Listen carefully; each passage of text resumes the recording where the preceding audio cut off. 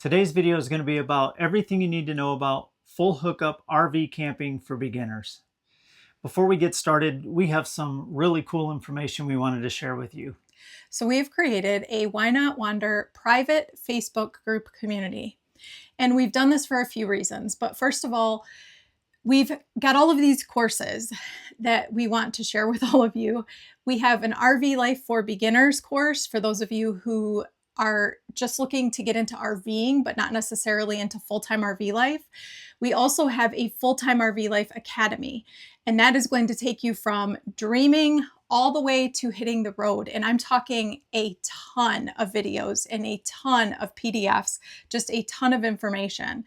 And then we also have our Facebook Masterclass, and that is actually our masterclass on how we grew to over 250,000 followers on Facebook. Now, you might think right now, like, I don't want anything to do with that.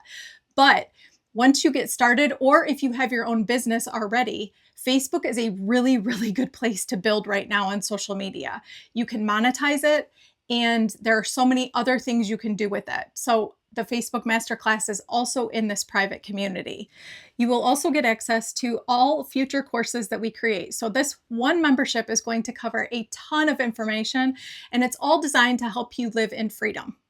Now, you're also going to get a private space where we can hang out, we can answer questions, encourage you, and give you more information than what you would normally get just on a YouTube video. Yeah, we will be in there every day interacting with you. We will also be doing a live monthly Q&A. Now, this is something we just don't do. You've never seen us go live because we're both pretty introverted. We kind of just don't like to be put on the spot, but we're willing to be put on the spot for this private group once a month.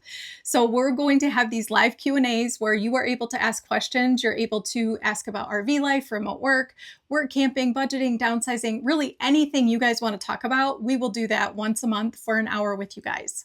We'll also have a monthly personal update video from us, kind of a behind the scenes, what's going on real time.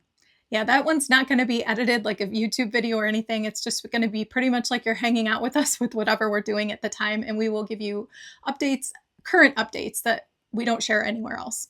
And then as a thank you for supporting us in this group, we will put your name on the YouTube rolling credits for the video that month and the month that you join. So if you've ever felt like you just need a little guidance, or you want to be a part of a community, or you want to just support what we do, this is for you. The best part is it's all on Facebook, where the majority of our community is. There's over 250,000 on Facebook, and we wanted to make it so that you're not having to log off, go to another platform. I always forget. If I join any of those communities, I always forget to go to those other platforms. But it's right on Facebook, no extra logins, no extra learning of the other platforms. So if you've gotten any value from our videos, or you just want the next step on your RV journey, we are here to help you, and this is your invite to this community. Well, just remember that this video is one of nearly 100 videos that are already posted in the community. Yes, and there will be a bunch more added, but also we just wanted to show you the quality of what you will be receiving in this community. When you arrive to your full hookup campsite, you're going to check your power at your power pedestal to make sure everything is wired correctly so you don't damage your RV. Plug in your surge protector, flip on the breakers, and make sure you have the correct lights. All surge protectors are different, so understand how yours works. Once you've confirmed that the power is good, you're going to check the level, your left and right, and if you're good, you can move on to putting your tire chocks out.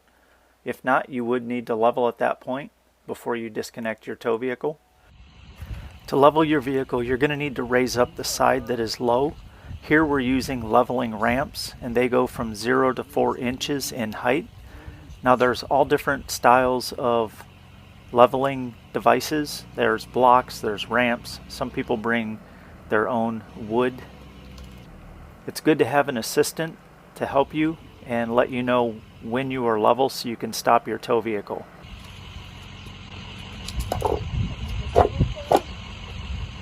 So with your carpenter level, you have multiple bubbles on the level. So you can use the same level to level side to side, left and right, by turning it this way, holding it against your RV, and using this bottom bubble to get your left and right.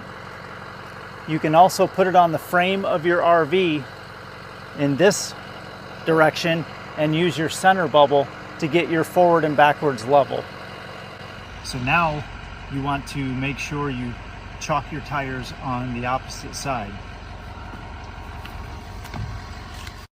Now I need to release the tension from the weight distribution hitch in order to unhook from the tow vehicle. So I need to raise the tongue jack higher than normal to take the pressure off of the hitch. That way I can release the sway bars. Now all weight distribution hitches are different, so understand how yours works. If you're not sure, you can check with the manufacturer. After I've unhooked from the tow vehicle, it's safe to take off your safety chains and pull the vehicle forward. The next step is leveling front to back. Now I use a carpenter level down on the frame. So I'm going to lower or raise the tongue jack to the height I need to get the RV level. After you've leveled the RV, you'll put down all the stabilizer jacks. Now a lot of people use these stabilizer jack pads, but we have RV snap jack snap pads on here that are on there permanently, so we don't need to use these, but I do want to point that out. If you don't have the snap pads, you'll want to use something like this. Now you only want to let them touch the ground and then give it an extra crank. You don't want to put too much weight. These are not meant to hold the entire load of your RV. They're just meant to stabilize, so when you're walking around in there, it's not shifting. Okay, the last thing I'll point out about this is all RVs are going to come with the tool to raise and lower your stabilizer jacks. However, you also can purchase a socket for your cordless drill, and that does make it a lot faster. You just have to have a designated drill ready to go, and you can do it that way. Now, in addition to using your stabilizer jacks, we also use these XChalks. Now, we generally only use them if we're staying somewhere for a week or longer. But these go in between your RV tires, and you have a wrench that comes with it, and you just crank it down until it tightens into your tires, and it really makes a big difference in RV stabilization. Next, you're going to hook up your power, get your power cord ready. Now make sure before you plug into the power pedestal that the breakers are turned off. You'll plug into the surge protector. Now with the breakers still in the off position, you can attach your power cord to the side of the RV. Then go back and switch the breakers on and make sure that you have the correct lights one more time. And now it's time to hook up to your city water. Now there's different configurations for hooking up your water. I like to hook the regulator to the spigot, then hook up the hose, then I'll hook up the water filter, and then connect to the RV. I like the water regulator on the spigot because I want the water pressure regulated straight from the city water source. But as I said, there are different configurations and people do it different ways. Now you just need to turn on the water and you're ready to hook up your sewer hose.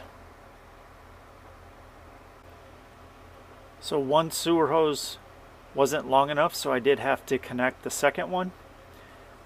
Depending on your campsite, you may need a second hose, so it's always good to carry a spare. And then take the cap off, put on your 45-degree elbow, which is optional. You could just hook the hose directly to your RV.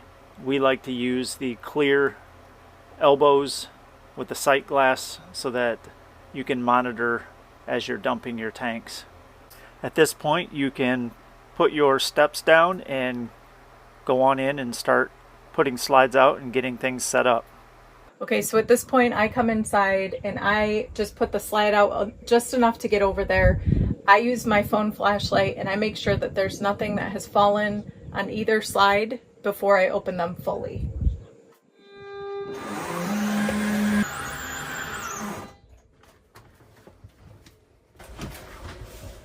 All clear. All clear. And then I just check this one also, just in case. All clear. So now we're clear to put both slides out.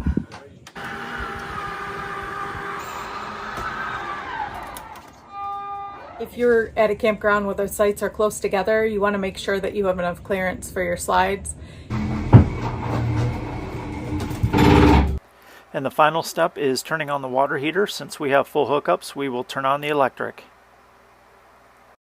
Now you won't need to turn on the gas or the water pump since we have city connections.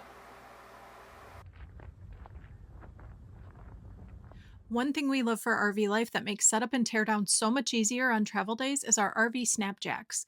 We no longer have to use stabilizer blocks, although we can use them if we want to, because the RV snapjacks are permanently attached. Matt has noticed how well they grip all surfaces and loves having one less thing to worry about when he's setting up. You can use code WHYNOTWANDER at the link in the description to get 10% off your RV snap pads. Thank you so much to RV Snap Pad for sponsoring today's video. Well, that's it for today's video on everything you need to know for full hookup RV camping for beginners. Now, don't forget to click the link in the description to join the community. Now, get out there and wander.